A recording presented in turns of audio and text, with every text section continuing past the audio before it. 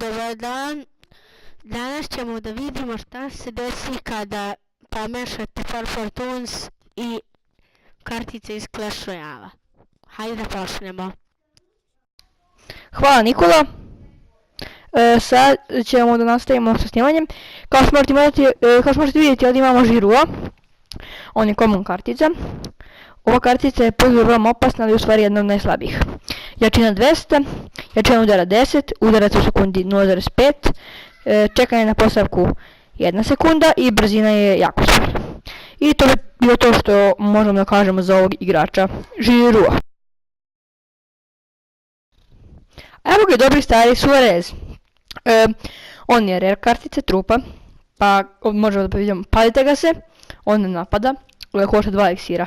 Jačina mu je 250, jačina udara 125, udara u sekundi 1 udar, brzina prosječna i vreme postavke traje 2 sekunde.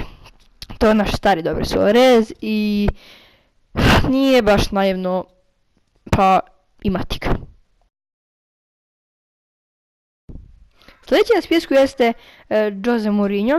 On je epic karta, trupa, 3 eliksira košta. On je jedinstven i jedini, ali ne je legendarni, zato što neka druga karta legendarna. Jačina mu je 320, jačina udara također 320, čekanje na postavku 1 sekunda, brzina umerena i udarac u sekundi 5 udara u sekundi.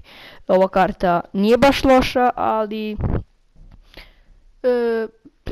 nešto tako, između. I ovo je zadnja kartica za danas, to je Phil Coutinho. On je legendary kartica trupa, ovo je magična karta, zato što se ona prilagođava i pravi jeftin deck. Ona je uvijek prisutna, ali je morate kupiti, što znači da morate da odete u shop i da je kupite. Vidite, pravim parama, znači ne košta nijedan eliksir, jačina 480, jačina napada 500, čekaj na postavku 3 sekunde, brzina jako brzo, gdje put se napada svuda, udarac u sekundi 5. I to je bilo to za danas, doviđenja!